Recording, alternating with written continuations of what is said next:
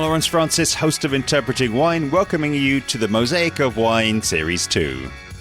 Giving my audience of wine lovers, students and professionals from across the world access to some of the most interesting, successful and influential people working in and around wine. My guest today is Christina Pickard, writer at large for Wine Enthusiast. Christina has been telling wine stories for nearly 2 decades. First from her former home in London, England, then from her second former home in Perth, Australia, and now in her current home in New York's Hudson Valley. In her role as writer at large for Wine Enthusiast magazine, she covers wines from New Zealand and Australia, and more recently added New York and England to her beat, as well as contributing to other publications including Bon Appetit, Full Pour, and 750 Daily. Christina was the co-host of one of Wine's first podcasts, The Crush, and was at one stage a semi-regular television and live presenter in the UK. In our conversation today, we go back into Christina's origin story via her first love of acting to the day job at Vinopolis that got it all started. We discuss her terroirs experience and natural wine as a path into wine, conscious drinking versus marketing, her moves to Perth, Australia and the Hudson Valley, New York. We talk changes in the New York culture, grape growing in New York State, and the complexity of the sustainability conversation.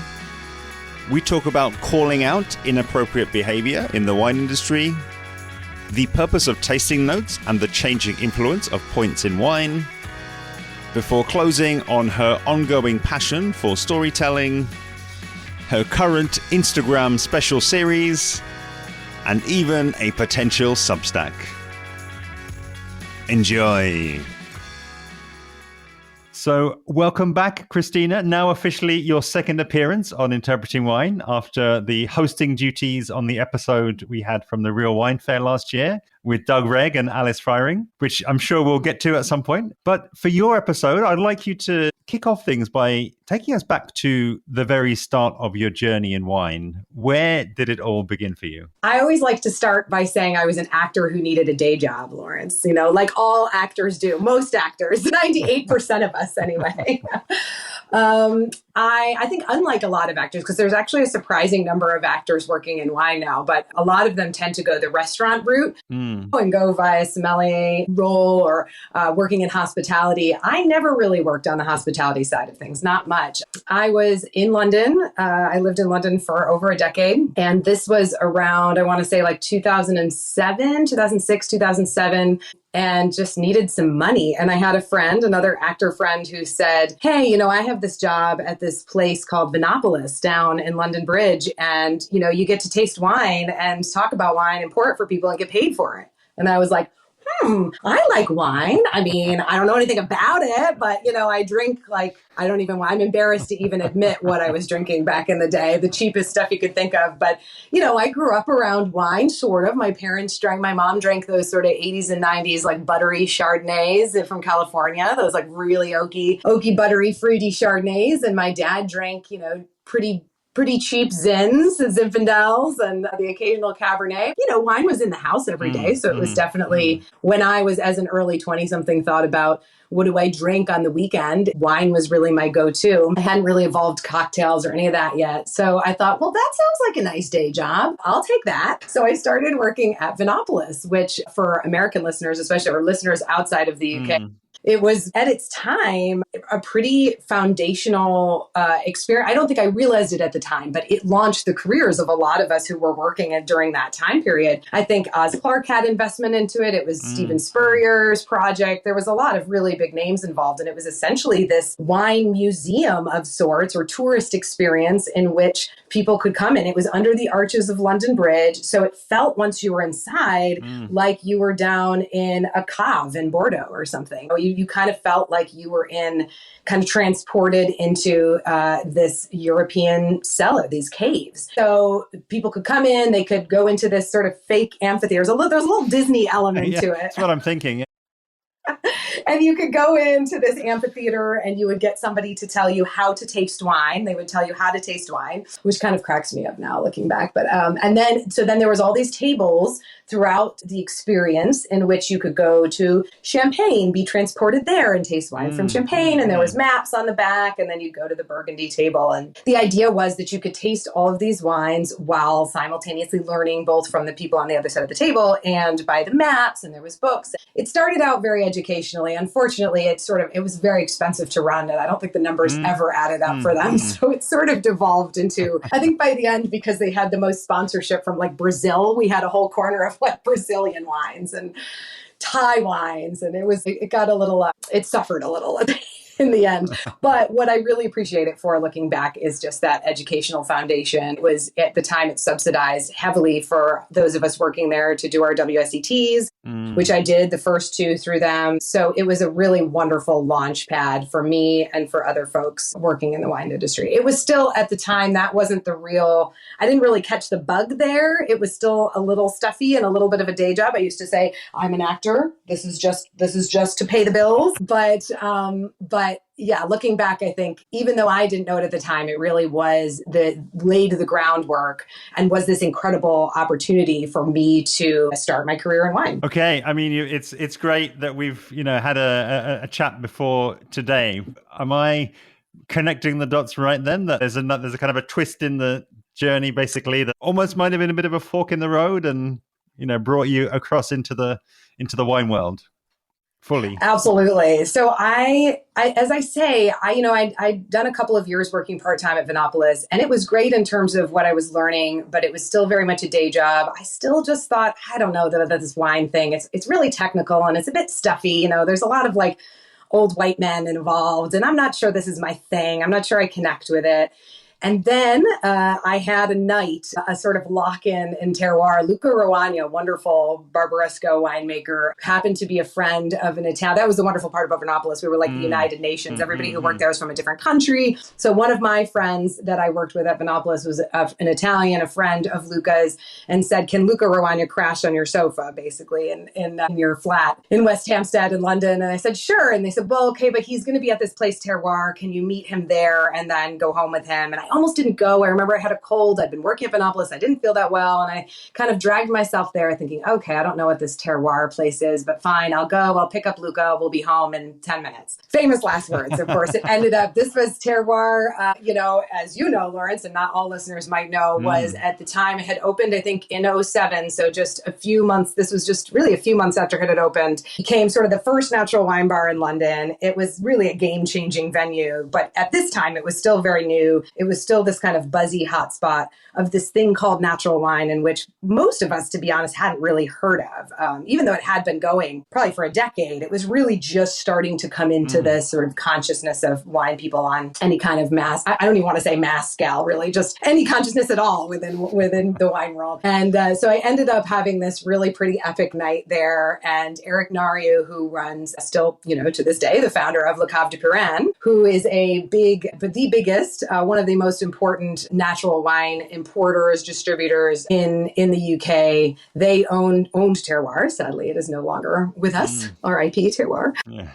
But they were there. And this was, back in the day where we essentially ended up having a lock-in there, and he just came out with these crazy wines, and there was all of these just interesting winemakers and interesting wine people, and the wines were cloudy, and there were colors like I didn't even know was possible to find in wine, and flavors and tastes that it completely blew my mind. And I thought, wait, if this is what wine can be, this is really cool. Like there's this edgy, like rock and roll side to wine that I didn't know existed. That was about as far from the stuffy, men in smoking jackets, like technical side that you could possibly get. And I was like, oh, I'll be in wine if that's the side of wine I can be in.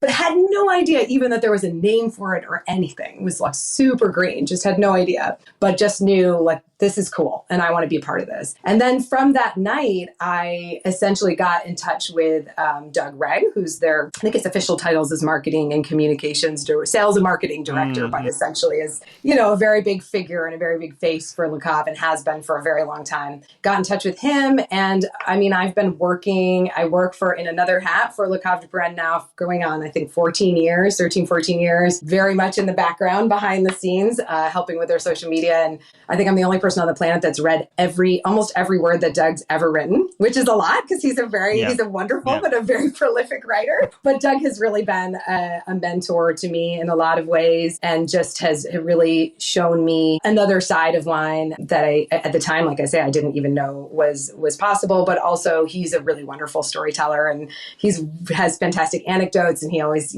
adds an element of humor. And I've really learned a lot from him over the years. So he's definitely been there from day one with my journey. And I've evolved a lot. I'm not quite as heavy on the natty side as I used to be. My palate has evolved and I'm now over 15 years into my journey, but that was definitely foundational for me. And I can honestly say I probably wouldn't be in the wine industry if I hadn't caught that natural bug at what was a very important, very pivotal moment for natural wine and wine in general, right?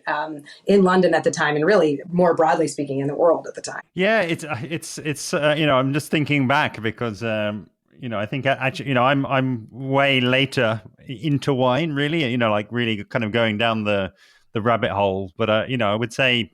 Kind of the same. I mean, I think the first proper wine fair I ever went to was the Real Wine Fair in I think 2016, if memory serves correctly. And it's like, there was very much something about the openness of the natural wine movement, let's say, and the people who were making quality wine. The kind of the more serious actors, versus people who maybe have a lot more inconsistent results. Let's say people who actually really were treating it like a science, and they were taking things really seriously. But I absolutely loved it. And again, I think it was the place where I sort of faced my fear of using spittoons and getting all the weird stuff that is now completely normal in the wine world. But yeah, I think I definitely felt that welcome, really, when I went to something like the Real Wine Fair. And then luckily I did get to also have a few nights. It didn't sound quite as exciting as yours in Terroirs, but I got there a good sort of half dozen times in the sort of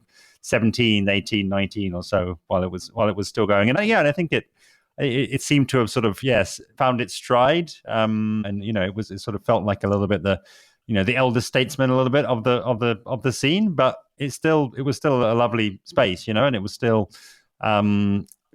great location, great food, great service. I always loved going there. I think it was always a very special place for me to head to, and actually interview Doug there a couple of times as well. I know, yeah, you have. He's been on the podcast like 3 times, I think, hasn't he? I think it's 3. I think I split one of them into 2 parts because we were, I was getting fancy, so I think it ends up being 4. But 3 occasions. Yeah, he's an amazing resource for certainly speaking about all things natural. But I agree in terms of the welcome that those fairs and just the broader natural wine world, particularly for younger people getting into it. And that was the thing, when so Le Cave went on then to launch the Natural Wine Fair with Isabelle Legeron, and that was 2011. And then they split ways, and Isabelle launched Raw and Le Cave launched Real Wine Fair. And both of those fairs are still excellent and going and have grown and evolved. But that was the thing that for me was so stark, going to the Natural Wine Fair in 11. And then from 12, I was working, and how I've now worked on every Real Wine Fair since the beginning. It was such a stark contrast between a lot of the other fairs that I was going to at the time, and events and tasting events, where it was just much more buttoned up, much more conservative. There was a lot of suits. So you'd go to these natural wine events, and there certainly wasn't a suit in sight. And it was, this was sort of the height of the hipster days. It was a lot of beards and a lot of facial hair. A lot of ratty clothes, and I just thought, this is what I'm talking about. This is cool, and it demystified, I guess, a lot of wine. I know we tend to use that word a lot, and certainly I think now there's this pendulum swing, isn't there, where now, I think that it's still important to have a base of traditional education in wine. And I think that's something that sometimes gets lost when folks come straight into natural wine. I think there is a little bit of a balance between understanding why natural wine is what it is, which is essentially I don't want to say a movement against traditional wine, but that if you don't understand what it's pushing against, then, that can be a little bit problematic too. So I think now there is sort of some talk about saying, well, folks aren't learning the classics first, learn the traditionals first, so that then you can kind of understand what this sort of fringe movement, if you can call it that, is pushing against. Whereas if you just come in through the fringe, are you ever going to learn the traditional? I don't know. It's an interesting conversation. I'm not saying there's one right or wrong to it, but I think it's just, it's like anything. It's important to be well-rounded and to understand both sides of the prism, and that actually they connect and they weave together in ways too. There's not just sort of one camp or another camp. There is certainly a lot that kind of fall between. But I like to think of natural wine more these days as a philosophy that, and I guess it always has been, but that it's sort of got this grassroots nature that is appealing, particularly, like I say, to younger drinkers. And there's just so much depressing news in the wine world out there. Like we've been having this conversation for the almost 20 years I've been in the wine world. Like, no, how do we get young people to drink wine? No young people are drinking wine. It's like, well, go to New York City on any day in pretty much any borough in New York, walk around some Brooklyn streets, and what are the young people are out there and they're drinking wine. Mostly they're drinking natty wine at a natty wine bar. So I think that's always been one part of the wine world that young people are drinking. They're there. They just maybe aren't drinking the same stuff that they might be drinking in another 15, 20 years. Just like I now in my 40s, I'm not drinking the same stuff I was necessarily drinking in my 20s, but it's certainly there. It's, now I think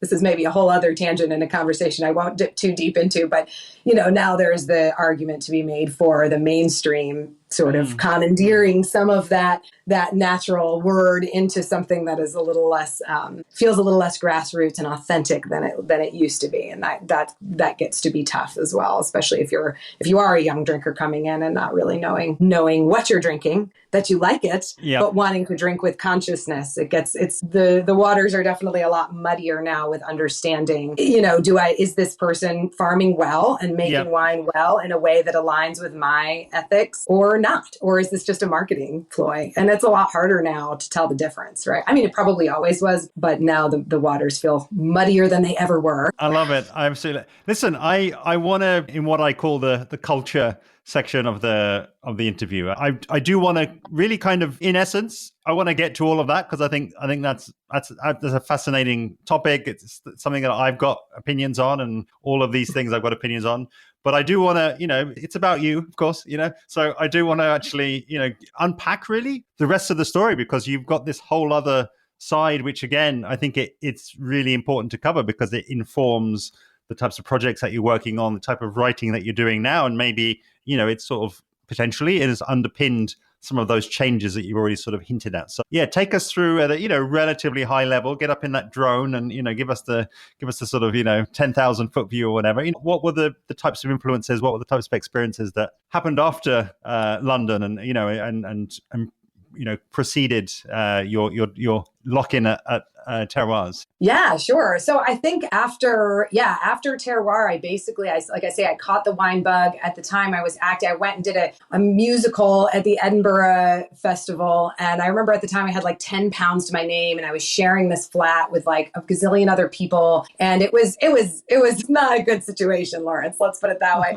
And I thought, I'm in my mid-20s with like 10 pounds to my name. What am I doing with my life? Well, I think I need to get a little serious here. And I remember on the train journey back at the end of the show, this train journey back from Edinburgh to London, I had a notebook, and I just decided right then, that's it. I'm done with acting. I'm going to dive into wine full time. I sort of made a list of all of I was going to, drop my agent and unsubscribe from all these casting websites. And then on the other side of the notebook, I made a list of all the ways I was going to really get back into wine. I was going to go back to Vinopolis. I think I paused working at Vinopolis at that point. I was going to go back. I was going to work more full time there. I was going to just really start start to pursue wine full time. And so from there was a series of events where if you just look back and you think, well, that was right place at the right time. I was blogging and I had an early podcast. I'm not remembering the exact order of all of this, but this was back in the days where everybody had a blog. Yeah. Podcasts were just coming on. People were still like, what's a podcast? But I can say I had one of the first wine podcasts, The Crush, Wine Talk Unfiltered, with one of my best friends, Whitney, who was in LA. So we had that. So I was sort of starting to use my, without even fully realizing it, use these storytelling skills and these acting skills to be able to express myself in wine. And then I ended up on a show called Market Kitchen, which was on the BBC Good Food channel back in the days when like Matt Tebbett was hosting it and some of these sort of big name chefs in the UK. Again, just right place at the right time. Ended up getting to be sort of semi-regular on there for a few years, and then also landed a decanter feature on the writing side, landed a decanter feature on Lebanese wines, and ended up going to Lebanon with like Oz Clarke and some other big UK wine writers.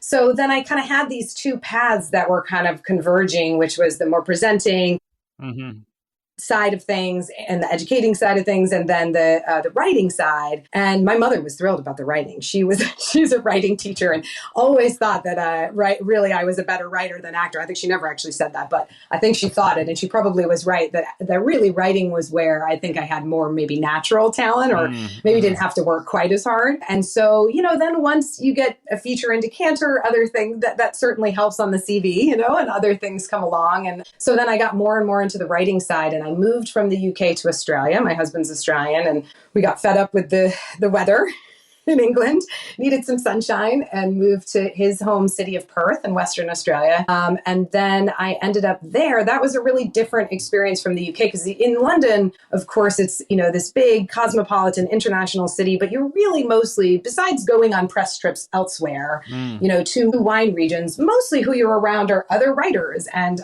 buyers and somms and importers and people on that side of the business. And so moving to Australia was an interesting shift, because I was much more with producers there. I was able to go to, I had Swan Valley and the Perth Hills, and then Geograph and Margaret River and Great Southern and all these really cool regions right there. And it wasn't quite as cosmopolitan a city, obviously, as London was. So there were some people on sort of my side of things, I guess, but to have the tables flipped and to be more immersed with the producers themselves was a really interesting learning curve for me. And so I ended up starting a wine school there. I was doing a lot of writing there as well. And so then we had our first child and moved back to New York. We moved to the Hudson Valley, just north of the city, in 2015. So it's been 10 years now. So here really have focused on the writing and reviewing side. Probably I would say that's, vast majority of what I do. And then still educating, still doing the occasional presenting gig when it lands in my lap. But certainly my bread and butter these days is writing and reviewing. Yeah, I love it. And again, I think it's helpful, hopefully, just to receive a snapshot, for the listener, just to get an idea, because again, you went right down the rabbit hole. I'm sure that, all of those different skills, operating a wine school, and it's like a night and day transformation. I think it's actually a really good example of kind of completely going down the rabbit hole, as I say, and just kind of taking over everything. But I think that, and there's maybe just again to say as well, because I believe that you have sort of four main beats, as it were, in your writing. Would you just let us know where are your main areas that you're writing about? Where's your sort of main focus? Yeah, sure. So these days I do freelance write for other publications, but the lion's share of the work I do is with Wine Enthusiast. So my title there is as a writer at large and a reviewer, covering wines from Australia, New Zealand, New York, and England. I'd like to say UK, but we don't have any Welsh wines yet in the US. I'm waiting for the day. So right now we call it England, but hopefully I'll be able to say UK once we get that one or two Welsh wines exported here. So those are my countries of focus. Australia and New Zealand obviously made sense in that I had been pretty deep in Australian wine when I was living there. My mother-in-law actually lives in New Zealand, so I, had some familiarity with that country as well. So I've been covering those two regions now for almost 8 years with Wine Enthusiast, and then took on England about maybe 4 years ago, and New York about 2.5 years ago. So it's a lot. Australia alone has 65 different wine regions. So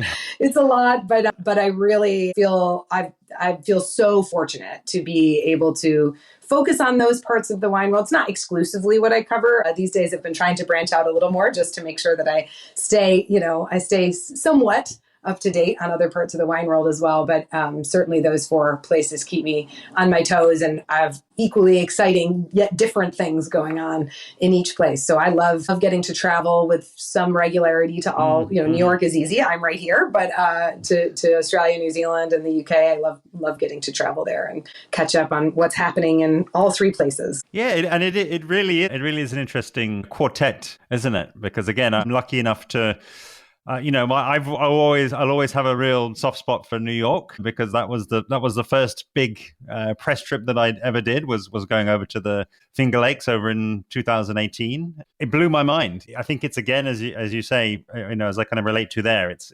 you're in London, you're working in wine in London, you're writing, you're blogging, but it's all in London. And I know that the wine industry is growing here, is gaining prominence, but I don't think it will never be, as sort of immersed as going to somewhere like the Finger Lakes and just, meeting everyone is a farmer, and everyone is just on sort of acres of land over there. And I'll never forget, going there and the way that people spoke about wine and the way that they spoke about the process for me, it just had all the varnish taken off. It was just this very plain, which I loved. It was just honest and just, this is how we are, this is how we do it. And, you just sort of, I was then getting fancy with my questions, and then people just sort of look at you like you're, what are you asking that for? You were here, we're doing our stuff, taste some wine, chill out. I'm glad to hear you've had a positive experience there. No, it's been really cool to dive back into, because sometimes when it's your home, I grew up outside the Finger Lakes, just outside Skinny Atlas Lake, in a very small town up there, an old historic Erie Canal town.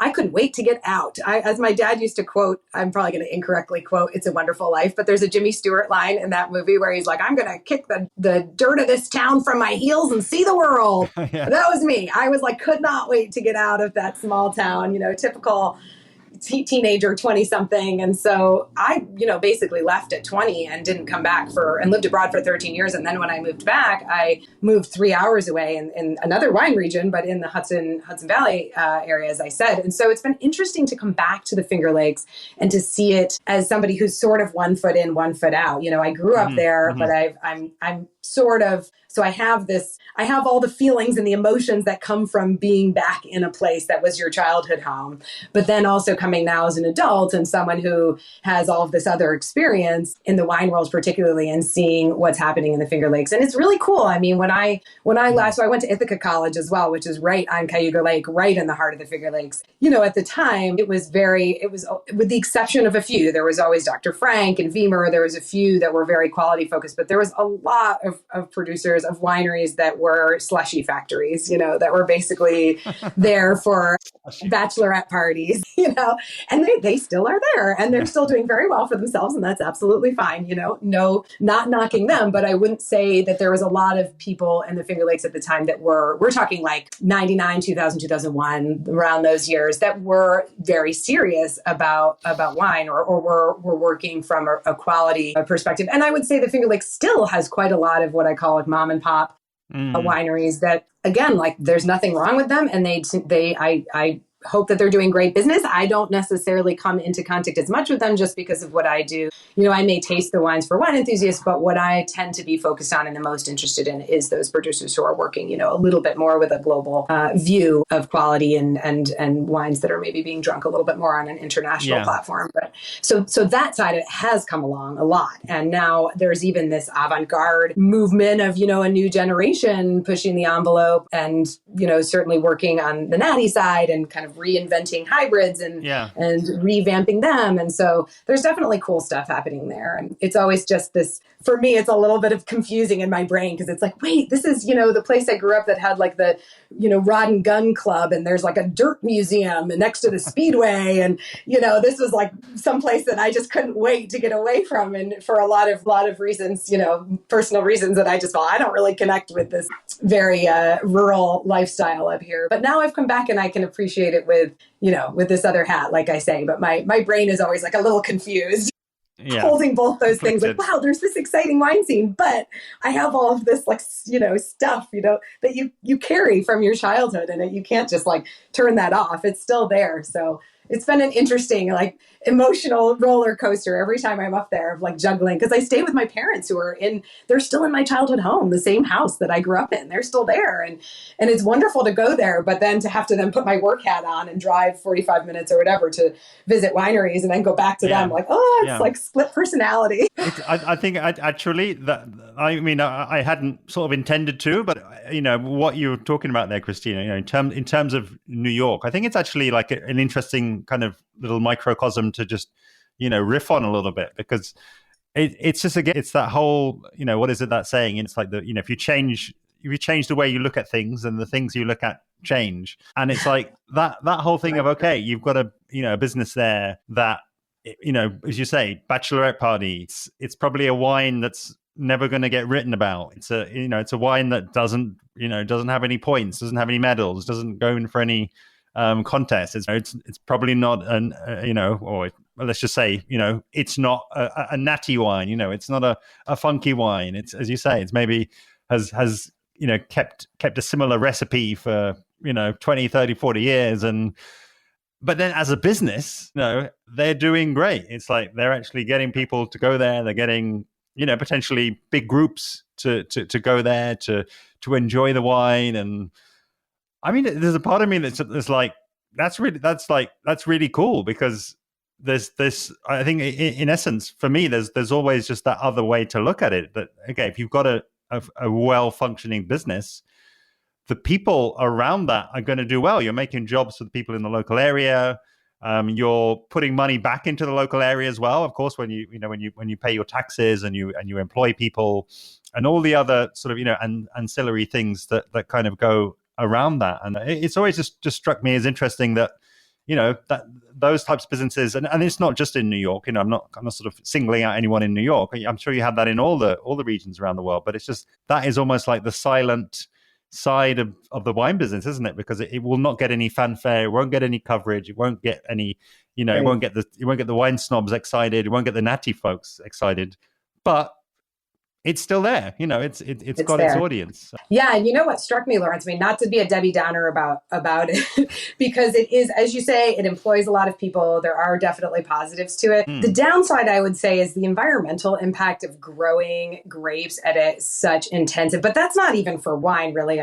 So I was just looking at stats. I've been doing a lot of coverage on New York recently for Wine Enthusiast, and so just been a little bit deep in stats lately. Over 60%. So New York State is the third biggest grape producing state in the country. And you go, oh, wow, okay. But then you dive deeper into that and you realize that over 60% of that is grapes like Concord and Elvira and Catawba. And those grapes are being grown for juice and jellies, for tartaric acid, to make Gallo owns what used to be the Constellation facility there in Canandaigua that is mass producing very, very cheap wines, and essentially just growing those grapes because it's cheaper to use them for tartaric, to pick them early and use them for tartaric acid, than it is to buy bags of tartaric acid.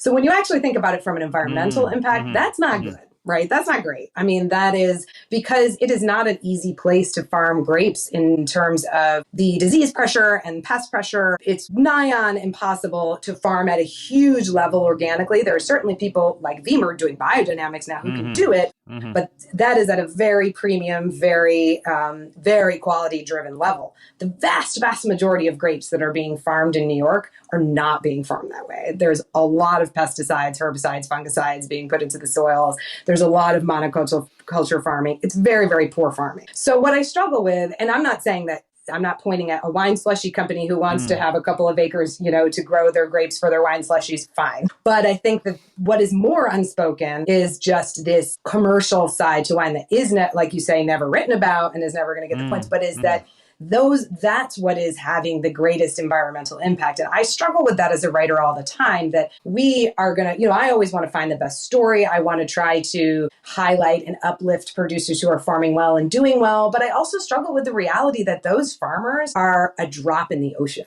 in terms of like the actual environmental impact that grape farming is having on scale. They're a drop in the ocean. And so that's a struggle, even just having traveled to some major wine growing regions that are known for pretty cheap mass produced wines. We focus, and they will certainly take us wine writers to visit those people who are doing well and making these excellent wines and farming well. But like the real offenders are these big corporations who are farming en masse very, very poorly. And New York is, if you look at those figures, you're like, oh my God, that is the majority of grape farming in New York is going towards that kind of stuff. But it's not just New York. It's not just, it's happening everywhere. It's happening in California. It's even happening in New Zealand, even in countries that have reputations for being clean and green. We know it's happening all over France. So it's a tough one. It's one I struggle with in terms of what we do, because I love wine and I don't want to be, like I say, I don't want to be a Debbie Downer, but I also think that it was worth acknowledging the reality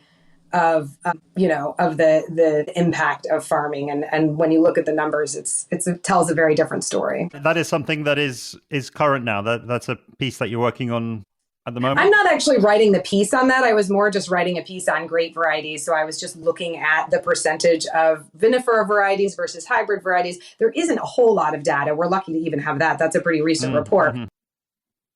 And if you talk to grape farmers up here, they say there's if you go to, Western New York, there's just hundreds and hundreds of acres of Concord that's being produced for juice, basically, for acid. Yeah, and again, this wasn't a segue that I sort of prepared for us to sort of go down. Sorry. No, it's great. I might have a tangent. No, it's totally great, but suffice it to say, I just wonder sometimes if how well we do in wine. Kind of actually, you painted a picture there of, okay, this is maybe this is not the type of farming that.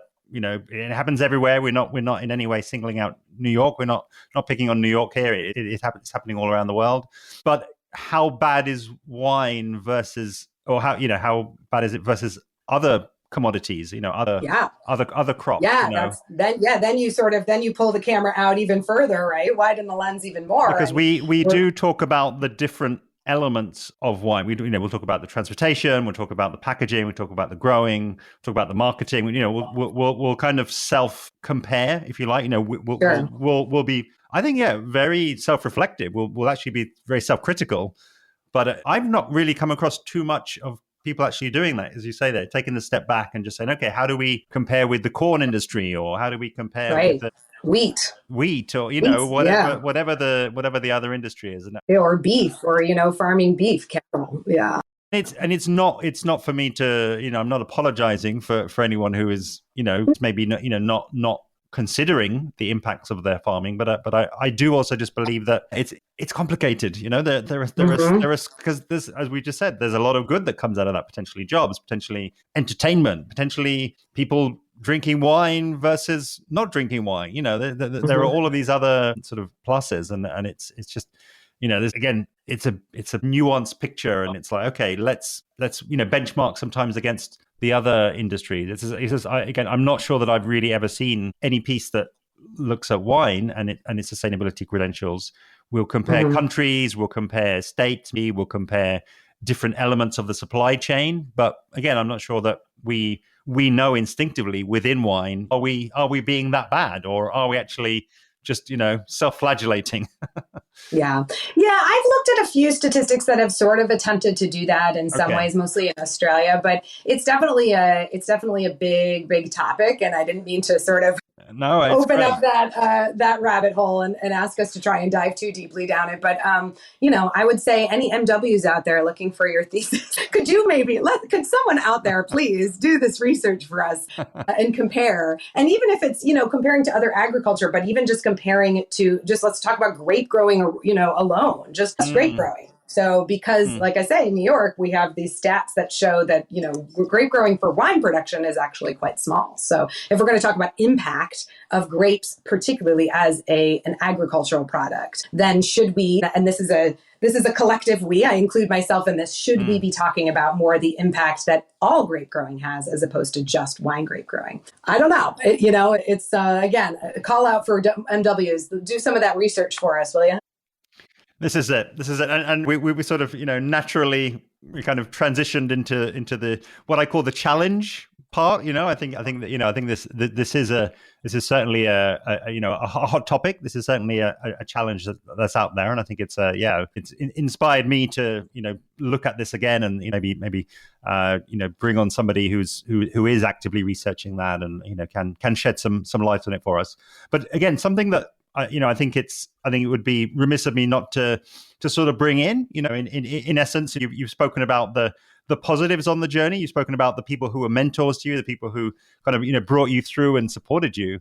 But I understand that, there were also, other sort of, let's say, gatekeepers potentially, people who maybe, early on in your journey, as a young lady coming through and finding your way in wine, maybe there were some people who, tried to sort of take advantage a bit of that, and I just wonder, with a bit of the hindsight that you now have, I love your expression that you use, kind of a lot more of the sort of no bullshit vibes being given off, striding forward and, just, being that much more, in your zone and, just in your area of expertise. What are some of the reflections that you have on that time? What are maybe, some of the things that you might be able to sort of think, of saying back to your sort of former self in a way as you found your way in wine more? Yeah, it's a tough one, right? I think most of us probably cringe a bit when we look back on our early days, but that's the whole part of growing up and learning. It's always been a pretty male-dominated industry, the wine world. It's getting a lot better. It's a lot better now than it used to be. But, coming up, I think as a young woman and looking back, I was like, there was like some real inappropriate stuff that could be, borderline. It was definitely sexism, but, I don't want to go as far as to say sexual harassment, but because that always feels like such a, harsh term, but you just think back and go, oh, I don't think that wouldn't have happened if I wasn't, a 20-something-year-old, like maybe not unattractive female in the wine industry. There was definitely some inappropriate behavior that went on. And it was always, for me, kind of, and this is from like prominent MWs in, in the UK scene. And this is stuff that I think was just like fairly quote unquote normal. And I think particularly with these MWs, with people who are in positions of power, whether they're writers or whatever, particularly with producers. So it's not just me, but like, visiting young female producers, you'd hear rumors about, so-and-so being inappropriate with this young producer and thinking, well, actually, he's in a position of power over that person. So, what do they do about it? And as well, for me, I was young and eager and wanted to impress and succeed in my career just as anybody does. So I think you put up with things that, that maybe you look back and think, I probably should not have put up with that. And maybe I should have stood up and said something about that. And it's a tough one. Even within the natural wine world, as much as we talk about that being so progressive in rock and roll, like there was some very inappropriate men, like producers in that. And of course, then we combine alcohol in there. And then people who are maybe a little bit badly behaved become very badly behaved. And it's still out there, even though we say it's gotten better. And certainly I think post Me Too, there was maybe a little bit more openness, but I don't know. I mean, the pessimist in me thinks like, if I were starting over again now as a 20-something in wine, as like a somm or working in hospitality, is it that much better? I really don't know. I mean, even just me, I hadn't had anything. I'm not out there in the way that I used to be out there because I have kids and I don't live like right in the middle of New York City. So I'm not nearly as involved in the sort of everyday scene down in New York as I would have been if I had been here, 15 years ago. But, even just recently in New Zealand at a wine dinner, like the son of a very prominent winemaker there got kind of gropey and kind of inappropriate. And I look back and think, oh, it hadn't happened in so long that I almost didn't even realize it until it was happening. And I thought, whoa, this is still very much there. And I don't really know what the answers are. I think probably part of me is like, well, yes, we women should be speaking out about it. But the other part of me is like, well, but the men shouldn't be doing it to begin with, you know? And I'm not sure that I have any clear-cut answers, except for to say that we do need to change as an industry, and probably just all of us talk about it more, and whether it's creating safer platforms in which to hold people accountable. I'm not sure, but it definitely was there when I was in my early days. And it's, you know, and teaching too in Perth and Western Australia. I love the Aussie wine culture, but it's very bro-y. And I remember teaching and standing up in front of men much older than me and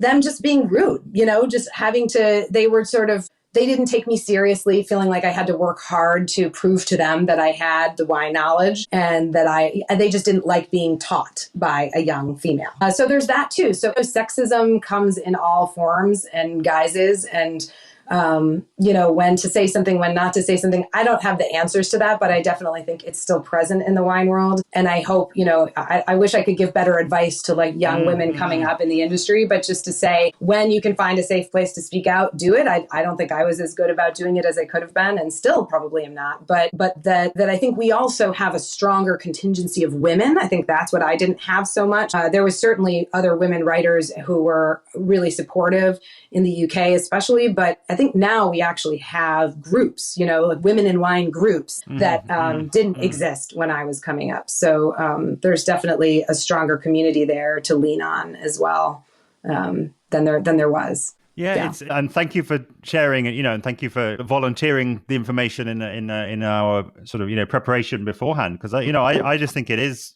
hugely important, and it's like, I was I think the most shocked, you know, about your story about New Zealand, because that's very recent, and you'd been invited there to present, right? It's like, okay, you're not, you know, as you sort of refer to yourself, you know, you're not a young, eager 20-something coming up, which again, you know, that's totally not okay to take advantage of anyone of any age at any stage. But you were there as an expert. You were there as a multi-year expert on New Zealand wines, as a speaker at the conference, as a guest, you know, and it just strikes me as I think we, you know, and I can say, you know, on my side, I think we just always have to try to recognize when people feel uncomfortable, you know, if sometimes, you know, and there, you know, signals can happen, you know, we're human, and alcohol makes it even worse. It makes it even more likely that it's going to happen.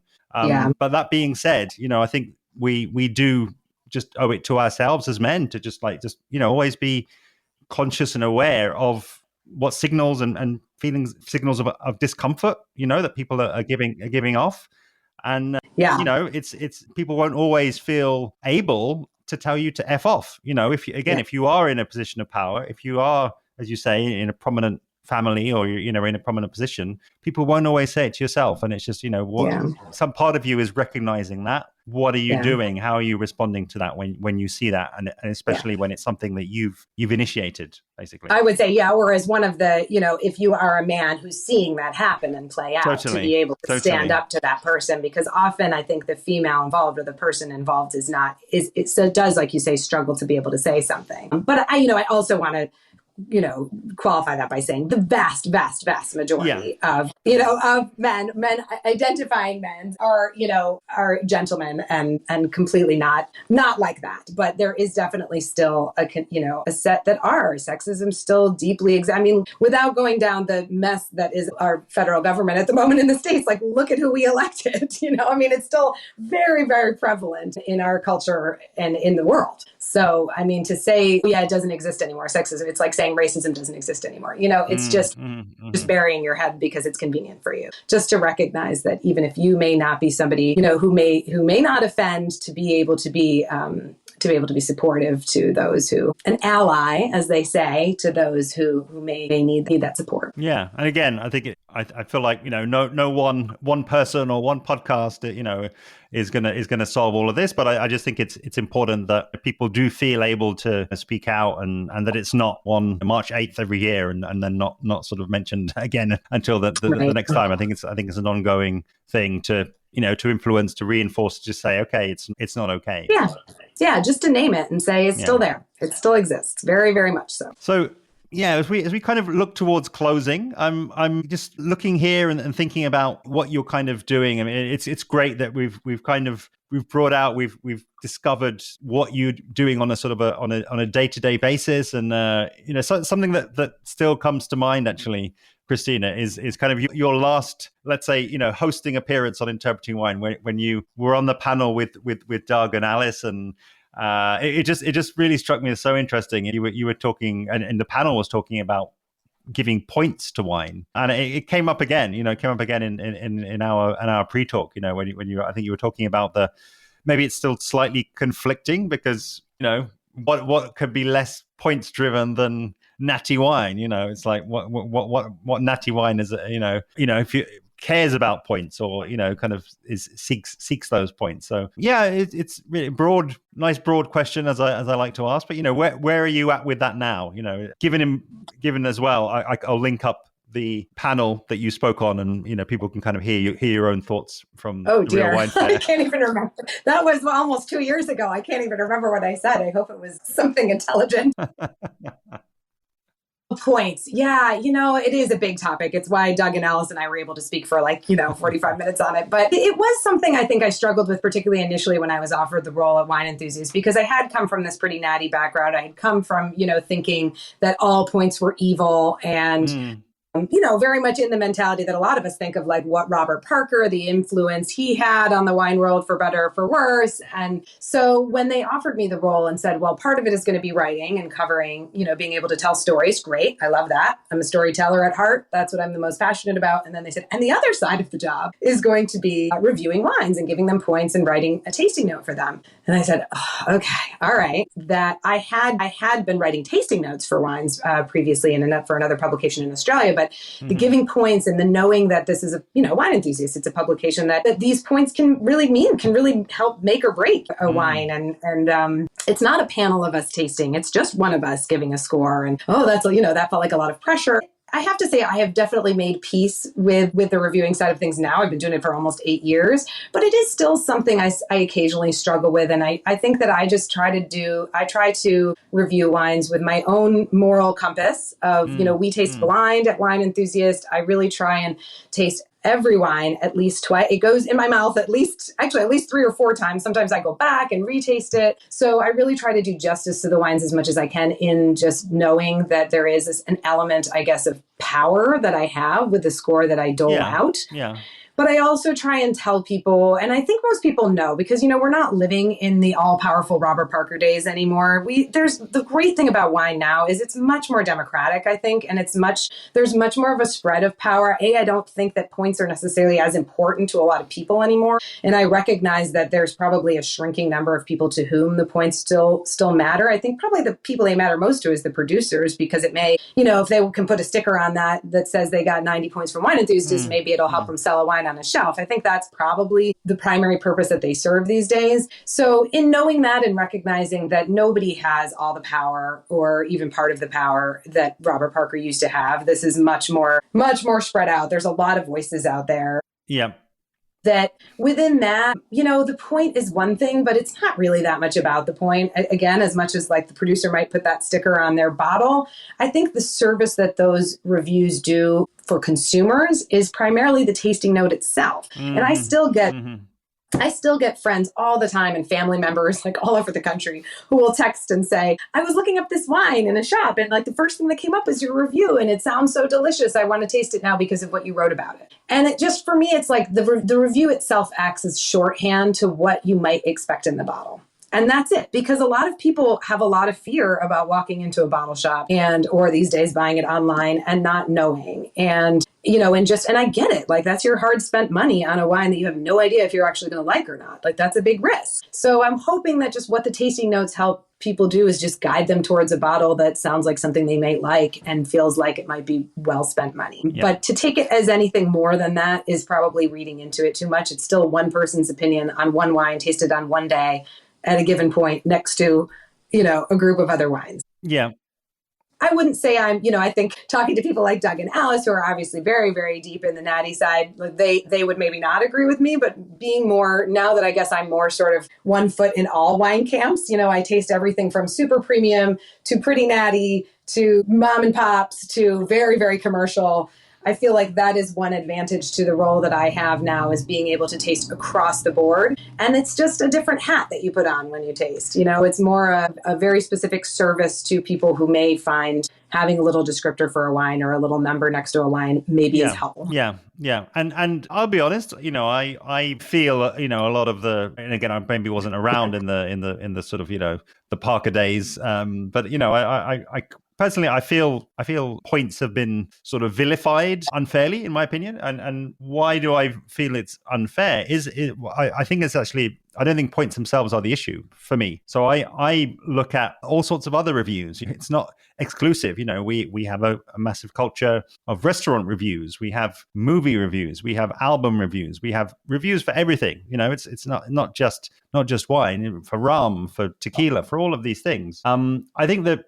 And again, I'm happy to be disproved, and you're, way more experienced in this world than I am. My issue is just the actual number that gets put on wines, because I don't know how anyone is meant to make sense of the number. When you look at a number, and I'm going to put it out there again, prove me wrong, or correct me. I'm happy for that. But if you see a wine and it's got 84 points, it's not great.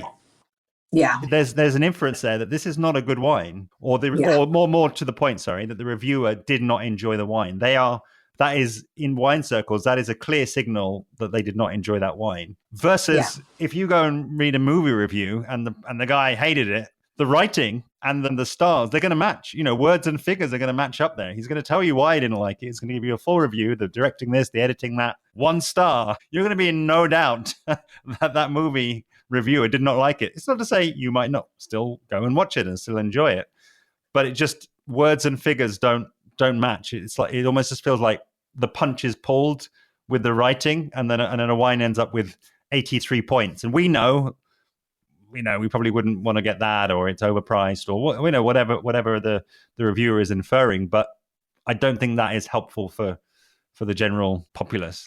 No, I don't disagree with you, Lawrence, that the point system, it's certainly not 100-point system, as we know, but not all consumers know that. And is that misleading? I don't disagree. And points certainly, as we know, have crept up and up and up. And so we're really down to sort of a 15 to 20 point system most of the time. Yeah. It's sort of one of those systems that we're stuck with, and we all kind of know it's broken, but I don't know, I don't know who's going to change it in a way. I think you just hope that those people that are paying attention to score, I know like Wine Enthusiast makes it very clear that if you get between, an 80 and an 85 or whatever, it breaks it down. If you get between this and this, it means this. If you get between it, it's drinkable. If you get between this and this, it's this. So they do a pretty good job on their website and before in the buying guide in the magazine of explaining what those points mean.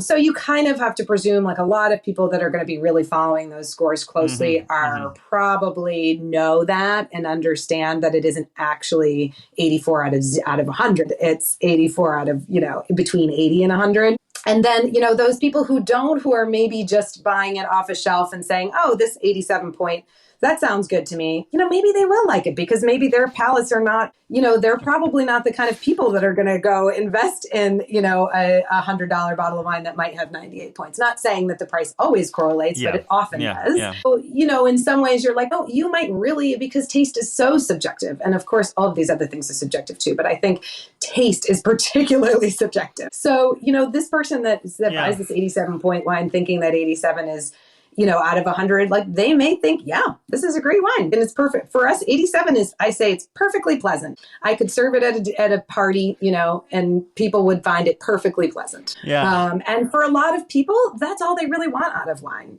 For a lot of people, that's their weeknight wine. I think sometimes us wine geeks get sort of in this headspace of thinking everybody is as geeky and passionate about wine as us. But a lot of people just want something pleasant to drink on a weeknight, Yeah, no, But I'm not saying yeah. I disagree with you. I'm sort of just playing both sides of the I fence know. there. This is it. This is absolutely what I love. I think this is again so important. But I do just I'll own it myself. I don't need to refer back to anyone else. It's just like there is just so much incredible choice out there. Even a couple of weeks ago, I was at the London Wine Fair awards and London Wine Fair 2025 launch party, and they had a no alcohol sparkling tea there, and okay, that's never going to get any points, I guess, or that's never going to be on the tasting panel. But I got to say, it was bloody delicious. It was absolutely great. I was like, this is incredible. And again, it just does occur to me that are we giving people enough windows to get to the point where they drink something and they're just blown away by it? I just think always having that window open to them, and that's maybe what the natty world did. At its very core, you weren't going to be left indifferent about it, right? You weren't gonna sort of not know where you felt. You were going to have to. A lot of it forced you to respond. It forced you to feel. It forced you to taste. As I say, that was a feeling I got from this sparkling tea that I had, which I absolutely loved. And that's a whole category that's growing. It's just. I just think, we sometimes, and again, I totally get it. It's not to say that you're not correct there about people are just looking for something to kind of, to wet their palate and to have on a Tuesday night. But, can we raise the bar? Can we surprise those people? What if somebody comes in for a wine like that and then they get something that actually, knocks their socks off? Is that economically viable? I don't know. Yeah. Yeah. Yeah. And I think one just for me personally on the review side, the other way that I think I've been, I don't want to say justified it for myself, but like that I'm really proud of the fact that I've brought in, when I took over, a lot of the wines that were being submitted were pretty commercial wines. I used some very premium wines, but some very commercial wines. And over the years, I've really built up a trust, I think, with being an open-minded taster, and had a lot of specialist importers send in and just small batch wines or unusual wines, or varieties that you might not have heard of, or like some crazy cloudy wine that traditionally might have been scored really badly or reviewed really badly because it didn't tick all these boxes of correctness. And so one thing that I've really tried to build up over the years is that the fact that I taste, my palate is such that I am more open to wines that aren't maybe in that traditional canon so much. And then just recognizing like, this wine is delicious. Does it fit exactly into the box of what it should be? No, but it's still a delicious wine, and we can still celebrate it in that way. And then actually knowing that maybe I could move the needle with this small producer and selling a few more cases of that wine, perhaps because I talked about it positively. It doesn't always work that way, but I always tell people, like, if you are going to follow tasting notes, and there is so much choice and so much information out there, it sometimes helps to find a taster who your palate aligns with. I remember when I moved to Australia, I would get Gourmet Traveler wine, and my palate always aligned with Max Allen's, who's a wonderful writer. I was just in New Zealand with him, and we taste very similarly. We have a similar palate. I know that whatever Max recommends, I'm going to like it. And so you may find that I know that when Christina recommends this wine, I'm going to like it, or maybe not. Like, oh God, whenever she recommends a wine, like there's a little trial and error there, but you might just find there are some of these reviewers where you're like, oh, she or he is always really consistent. I always like what she likes or what he likes. Yeah. And so that I feel like serves some purpose as well in knowing because our palates are all different and our experience is different. And so what I may say is a 93, maybe you're 87 and vice versa, right? Like there is subjectivity, always subjectivity. I love it. And I love that kind of benchmarking in a way, it's why I love going to independent shops as well, because then you can find the name of the importer on there as well. Well, that's a wine that such and such brings in. They bring in that one. I like their wines. I like the way that they exactly. You can do the same thing with importers. I say that too to people. I'll like check with the importer, and it takes a little bit of getting to know, but you can go, I drank another wine for that importer and I liked it. I think this importer has a book that I really like, brings in wines that I really like. But yeah, I mean, to be honest, Lawrence, the reviewing side for me is, even though it does take up a fair chunk of time, it's the side that's a little bit more the bread and butter, you know, the writing and the storytelling and being able to share the stories of producers who are doing cool stuff and are innovative and farming well. You know, being able to tell those stories is really the side that I'm most passionate about. And that's been a big learning curve for me over the years, not having a journalism degree, but being able to tell stories, you know, in a way that is entertaining but concise. That side of it is really what I'm most passionate about, what I'm trying to really focus on, even more than I already have been focused on, even more these days. I'm in a really lucky position to, you know, be able to have platforms who are willing to take my writing.